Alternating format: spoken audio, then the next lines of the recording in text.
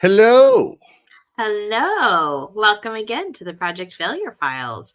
I'm Sharon Weaver, CEO of Smarter Consulting. And I am Christian Buckley, founder of Collab Talk. And welcome to another of our weekly episodes of our series where Sharon and I will explore what not to do with project management. If you manage projects, this series is for you. In each episode, we'll talk about common pitfalls in project management, sharing personal stories, and explore strategies and best practices to help you be successful. And we're talking about our approach here is what not to do in project management. We talk a little bit about project management theory, but then we share personal stories and explore the strategies and best practices to help you to be successful. So for this episode, our topic is ignoring leadership and team dynamics, the human factor. And it's how ignorance of those team dynamics can have a direct and often tragic impact on your projects. And each week we start off by defining and outlining the topic. So we'll do that here at the beginning. And our goal is to help you understand the scope of the issue. It's not always just the question that we pose or the issue that's out there. And of course, we'll share some of our own experiences, our horror stories, but we'll talk also about practical solutions, how we overcame those horror stories and strategies that will hopefully help you strengthen your project management skills. And of course, we always cover the cultural issues of every topic because lasting change requires that you understand and address your organization's cultural dynamics. And of course, we'll share our thoughts on preventive measures, which is, I know it's a lot to cover in 30 minutes, but we're professionals, we'll rise above it. So let's kick things off and let's talk about ignoring leadership and team dynamics. And of course, please feel free to comment throughout these episodes, share your experiences and any great examples or feedback that we may have missed. We will try to answer questions if they pop up live.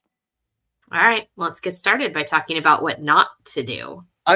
And I know as we were talking before we started the recording about some stories, some experiences that pop up. And I had one as we were planning this out, one that came to mind. Just it's kind of a simple one, but about 12 years ago, working for a product company with a woman who was just hired by, it's a multi-state large dairy customer. So a dairy, the cows, they're producing milk and milk products, and it was a family-run business for years. And she was hired to help them modernize and kind of optimize and digitize their data. This was a business that was largely still paper-based. And so she was very energetic, enthusiastic about all of the latest, greatest tools. She had come from an enterprise background and rolling out, building an intranet. So SharePoint wanted to build, collaboration and social collaboration capabilities, and had these grand designs for this site. And initially, the owners, the family members, were going along with it.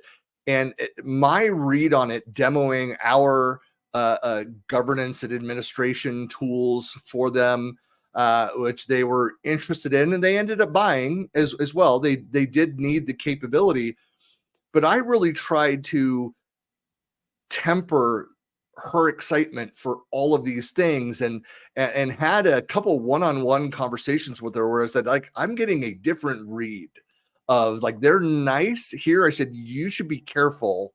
Like, I think you're trying to do too much too soon. You need to look at how have they been working over the last 20 plus years? What are their current systems? How much change are you introducing? And she just kind of like, oh, no. And less than a year later, she wasn't there. Wasn't a surprise at all. They moved forward with the simple intranet, but ditched most of her other plans around that. And so that's something that can be very costly if you don't read the room, understand, how much change are they capable of making. Then you're going to have to, it's going to get out of control. And when the project fails, you may have asked all the right questions, or did you? Ask yourself those questions.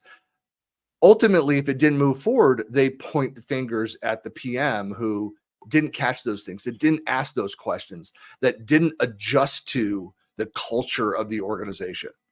Yeah, I think we undervalue cultural dynamics so often. We think, oh, we can solve this with a tool, we can solve this with a methodology, we can solve this whatever.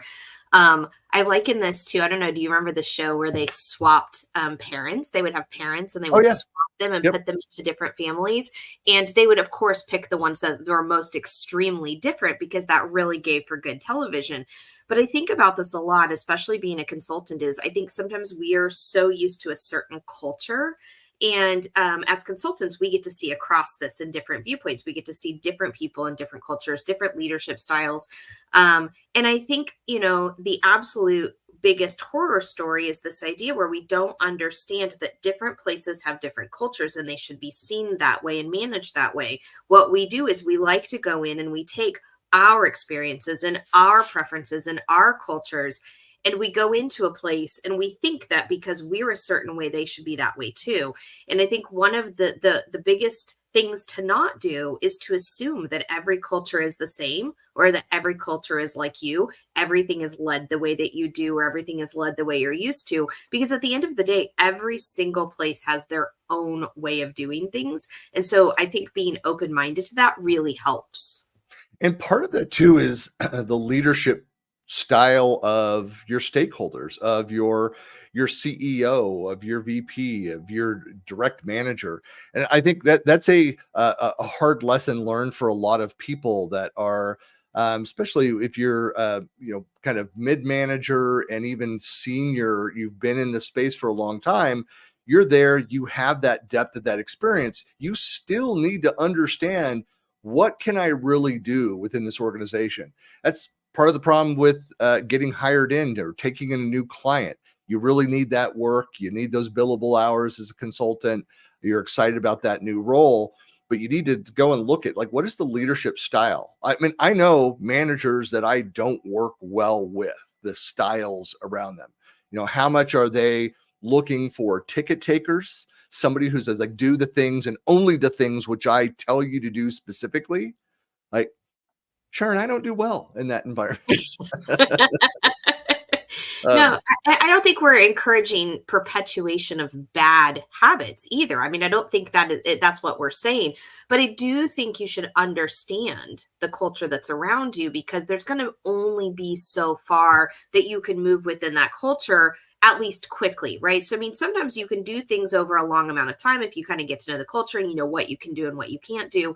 But I definitely don't think as a project manager, you should go into any place and assume that you can run it a certain way. You can assume that you're going to do certain things. I think you definitely have to understand, like you said, what is that leadership style? What is the way they do things? How can I fit into here in the best way possible? And I think once you do that, it helps you to really understand, who are you and how do you fit? I like to say a lot, the whole no man is an island thing. Life is a group sport. Life is a team sport. So is project management to some degree, right? Your job is to manage the project, but you have to understand the group that's around you, and you have to be willing to understand what those dynamics mean, so that maybe I want to be able to get people to do things more.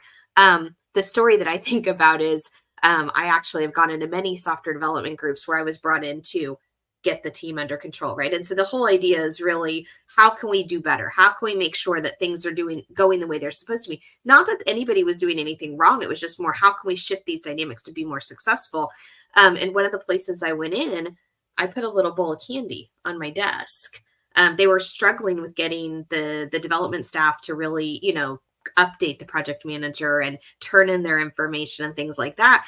And I just put a little bowl of candy there so that they would come and take the candy. And while they were taking the candy, I'd say, hey, while you're grabbing a piece of candy, can you just give me a quick update? They'd be like, oh, sure. They're grabbing the candy and give me an update, and they walk off.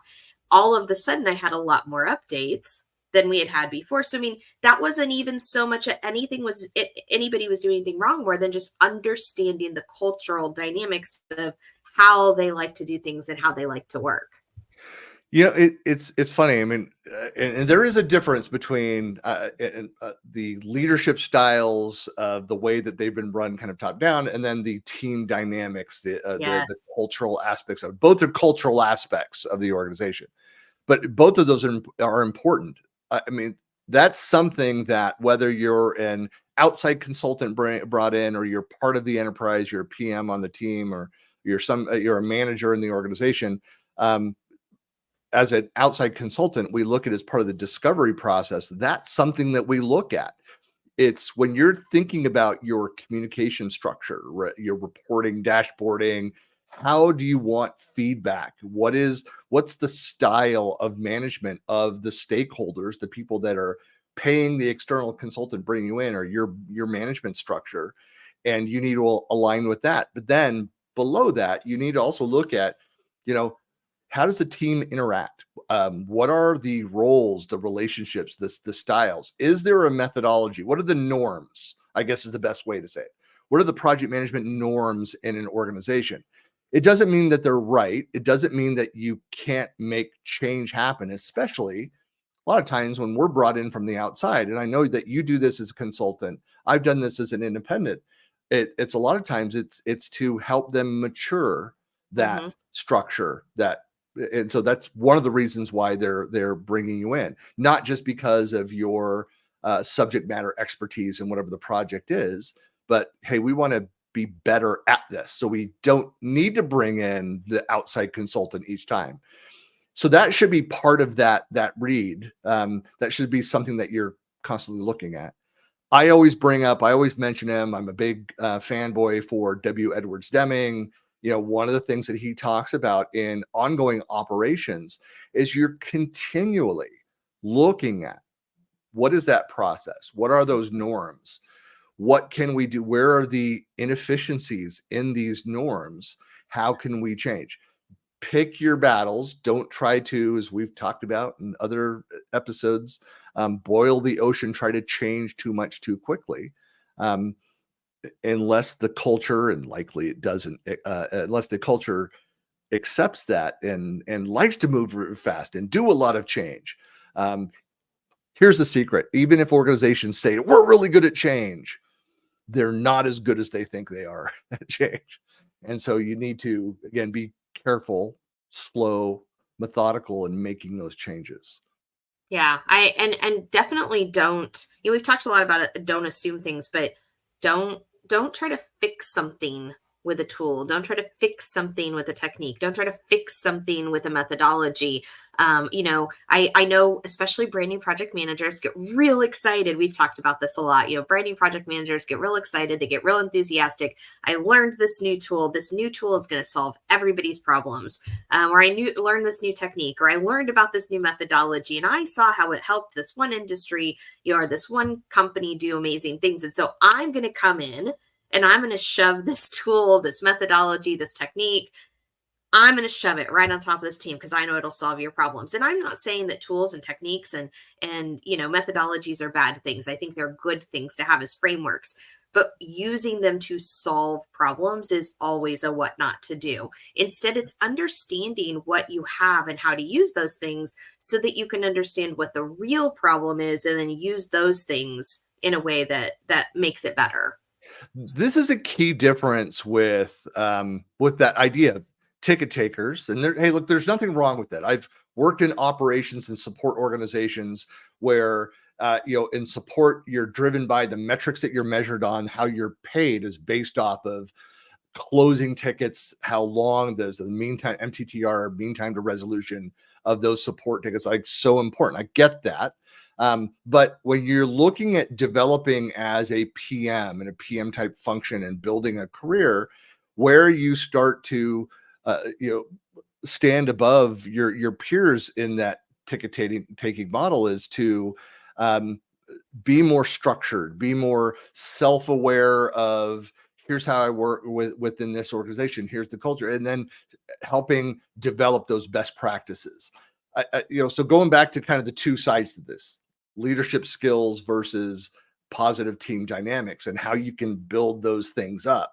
So some practical things that you can go and apply. I know that, both you and I are very involved. You're even more so in like mentoring programs around there, being mentored, being willing to be mentored. And that's part of it. That's part of that self-awareness and reflection, knowing that I don't know everything and there are things that I can learn. Sharon knows almost everything, I do not know but not everything. I everything. promise you, I do not Almost. know everything. Almost everything. She's being humble. No, but I mean, that's a big part of that, is in mentoring and coaching other leaders. And so both of us have done that. So we've had people that are above our pay grade, but still recognize us as experts in our space, that ask for advice and ask for that coaching. Absolutely. So that's something that you should do. In fact, there are platforms out there to pair you with mentors and mentees. And I love doing that. Sharon and I are both very involved in the Microsoft ecosystem around like Founders Hub, Mhm. and so both as a member with your company as well as a mentor, and I've as part of the mentoring program, and we both helped with my work with Microsoft to develop that program. I learned so much from those. I'm brought in as the outside expert, as the mentor, yet I take away so much from those interactions as well. Yeah, I think that's the flip side of this. So it's interesting because this is a cultural topic. So this is the time of the show where we start talking about cultural stuff. And This what's whole funny is topic this is is about already culture. a cultural Yeah. topic. So how do we talk about cultural within cultural? It's like Inception. And I think the thing to really understand is that oftentimes, whether you're a full-time project manager or a contractor project manager, I think you think that you're only bringing things in to the relationship. You're only bringing what you know into that. And to your point, the same for me. As an expert, as a mentor, as a consultant, I learn so much from the places that I do work for. I learned so much that I provide advice to. And it's always funny to me how I'll get on the phone call with somebody and I'll be there to answer questions and provide feedback and give expert guidance. But during that time, I'm like, oh, I never thought about that. Or, oh, what a great idea. Or, wow, you're doing it that way. Tell me more about that success. And I think the thing to remember culturally is that, what not to do, assume that you know everything about everything and that you can't learn anything and that you can't grow and that you're not going to get anything out of the experience. Because I think the flip side of that is go in with that opportunity of, what can I get out of this experience too that's going to help me grow and help me be better at what I do? And assuming that I still have so much to learn about this that I can only get better.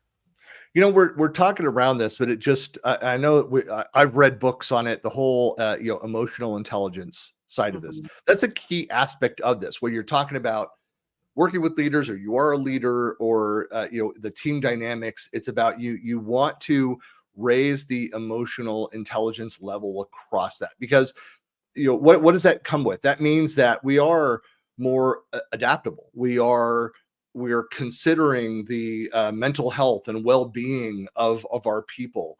I Mhm. used to say this with peers in operations roles, like it's like, if you try just having a conversation with them, not just about, again, the ticket aspect of things, go and actually talk to your people, know what's going on. Like, clearly something changed, like there's something going on at a personal level. Have Mhm. that conversation with them. And there are, I've got a brother-in-law who I've met dozens of people that worked for him over 25 years at Microsoft, and who just love him because, one, he knew his stuff from a technical aspect. You still have to do that. You can't be the nice, I will a salve for all bombs on your wounds out there in the organization. No, it's, he knew his stuff, but then was also a good manager, knew that when people recognized when people are overloaded, had those conversations about, how do we better distribute this? How do we more clearly define the roles and responsibilities, so the handoffs are clearer between them, so that we can have more trust in the process and in the tools to do those pieces. And that we're delegating more efficiently, effectively. I think all of that is, again, goes back to that emotional intelligence, which is so important.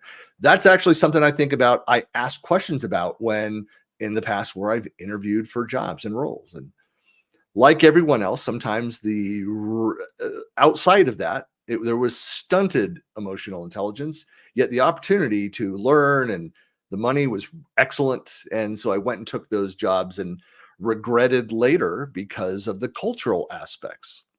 Yeah, I think if we were to poll the audience, I do sessions on this a lot, and everybody has a story of a bad experience with a leader that didn't understand how to lead well, or a team member who didn't understand how to work on a team in a team setting.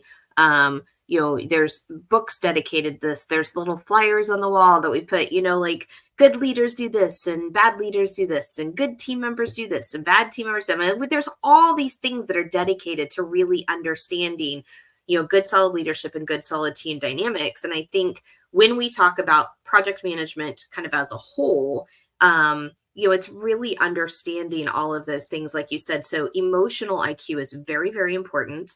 If you don't know anything about emotional IQ, definitely go and look it up and learn more about it, because you start to understand who you are, you understand who they are. I've been on teams where, people have had extreme situations, personally, professionally. And like you said, sometimes things will happen. And if all you're doing is watching stats, and all you're doing is watching metrics, and all you're doing is watching tickets, and you don't know the people behind that, you would just be like, oh, the tickets have dropped off, and we're just going to let this person go, or the tickets have dropped off, and so we're just going to change things. But I think if you understand the fabric of the people behind those metrics and behind that people, or behind the tickets, then I think, to your point, maybe you can figure out, maybe there's something going on and it's a short-term thing and we're going to solve it and then we're going to get past it. Maybe it's a long-term thing and I need to reset expectations around this particular resource.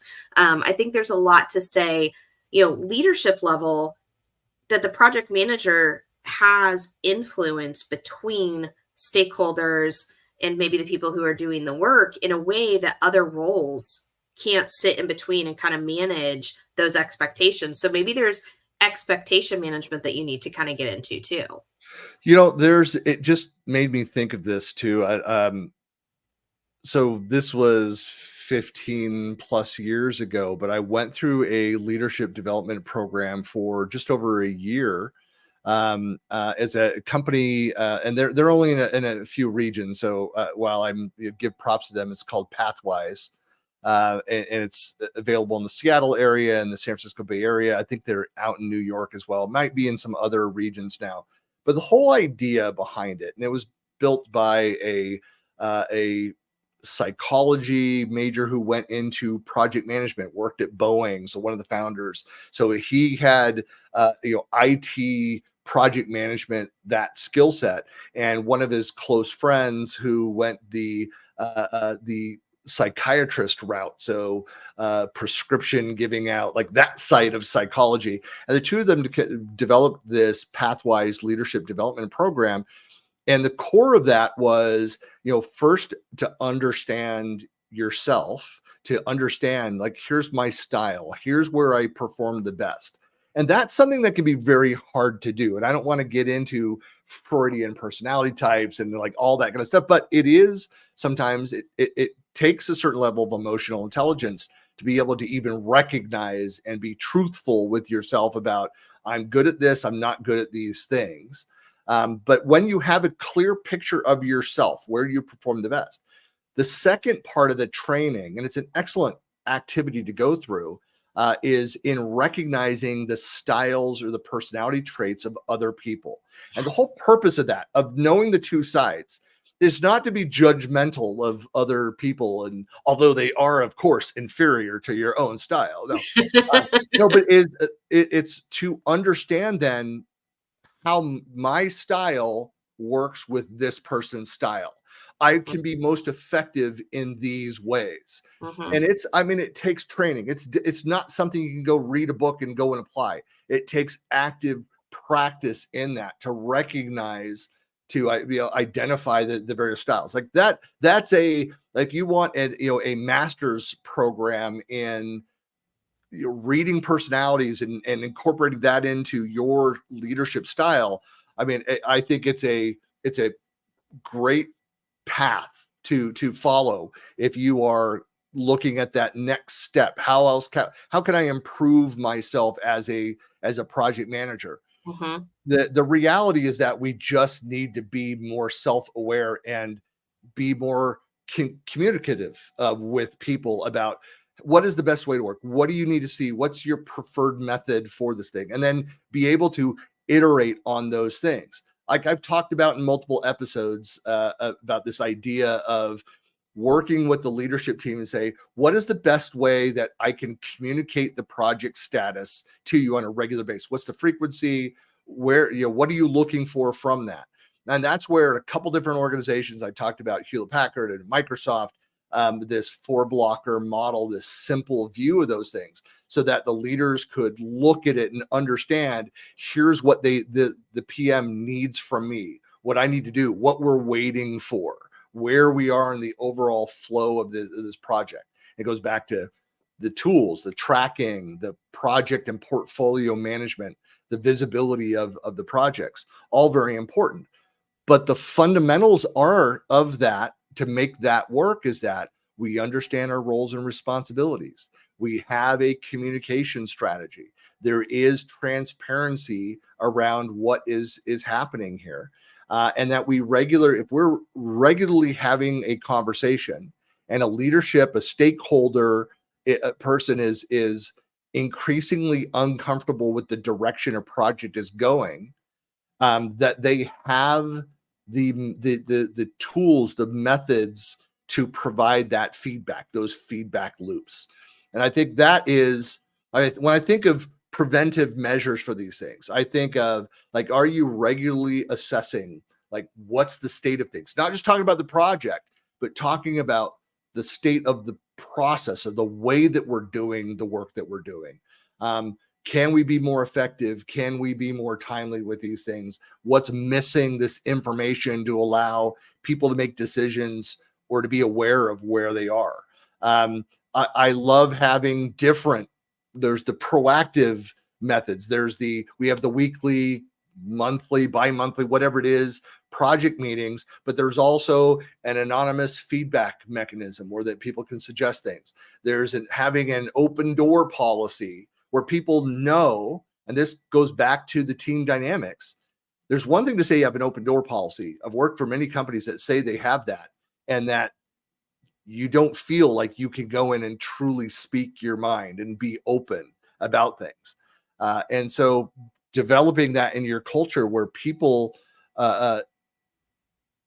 feel like they are safe in coming and bringing bad news or asking basic questions that you think they should have known, but in their role and their focus, I mean, that basic thing slipped past them. But if they're comfortable knowing that, hey, there's a process for this, people I can go to, there's multiple ways that they can bring that back to you. I mean, that is so important to avoiding these problems, these disconnects with leadership and teams dynamics. Yeah. And I will share one tip with our audience is that, just listening to you talk about this, one of the things that I see in leadership development systems, and we start to look at in when we start seeing leaders, in the business, one of the foundational skills, I think, is project management in general. Like if you're good at understanding project management skills, then I'm not saying that you have to become a leader because you're a project manager, but I will tell you those are really great foundational skills for people who move it up into upper leadership levels. But more importantly, those things that we're talking about today, the idea of really being able to connect with the culture and understand the leadership and understand the team strategies and things like that, I think is foundational if you ever have any intention to move up. We joke a lot about, what not to do, right? That's the whole premise of this is, what do you not do? Well, if you ever want to move up in your career, if you're like one of those people who I would love to move into a leadership level, don't care about team dynamics, don't care about leadership, and don't care about culture. Because if there is one certain way to keep you in a pigeonholed role to never move up, it's to just not care about any of that stuff. You will absolutely stay exactly where you're at and you will never go anywhere. But if you want to move up, you want to move out, you want to go to bigger companies, you want to go to a bigger role, you want to do better for yourself, you want to do more for yourself, it's not just knowing who you are, it's also understanding the dynamics that play around you. And like you said, the more you know about your personality style and the other people's personality style, the more you're going to really understand, when I'm in a room with this person, what is it that I'm trying to accomplish, and how can we communicate the best so we can both be successful? And I think the more you understand that and the more equipped you are to handle that, the better you're going to be just in general. I do want to differentiate between, because there are some people that are amazing at managing up, and on the negative side of that, we call them brown nosers, that are able to go and kiss the rice behinds to be able to move their career forward.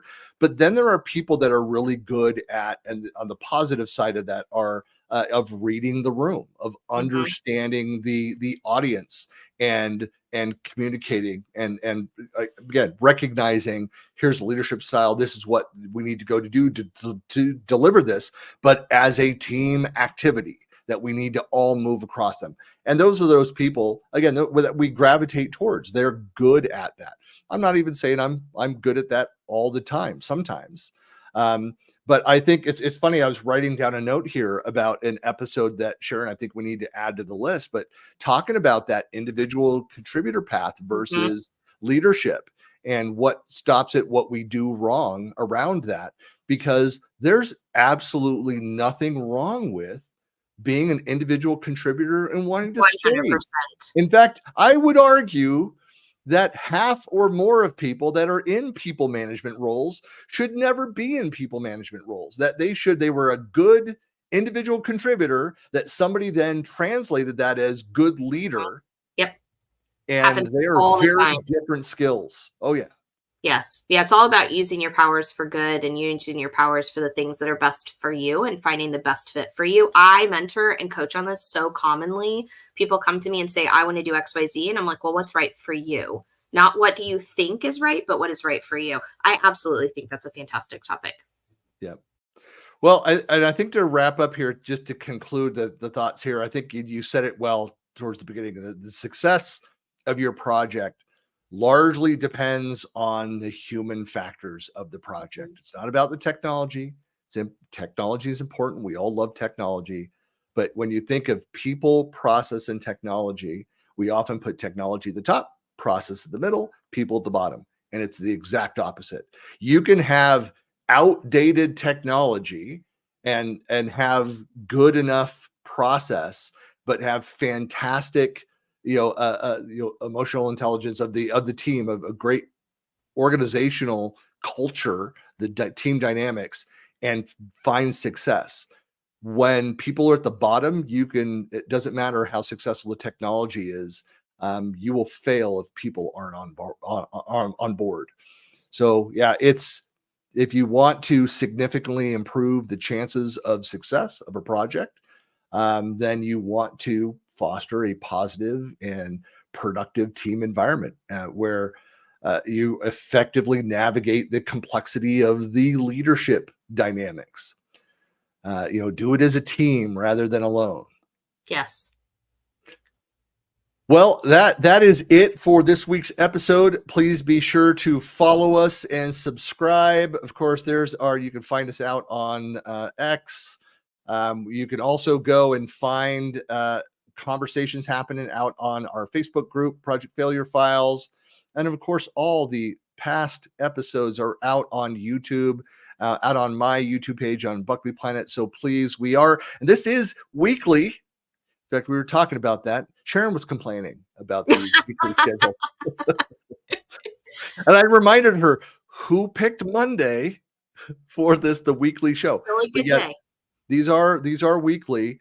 And so, please join us, continue to share your own experiences, your horror stories with us. And there's a lot coming over the next year and a half of weekly shows. We have a lot in store. Yeah, there's plans, people. That this is not a fly by night. Like there's stuff happening in the works behind the scenes. Well, thanks for joining us. This is great. All right, we'll see you next week with the next episode. Bye.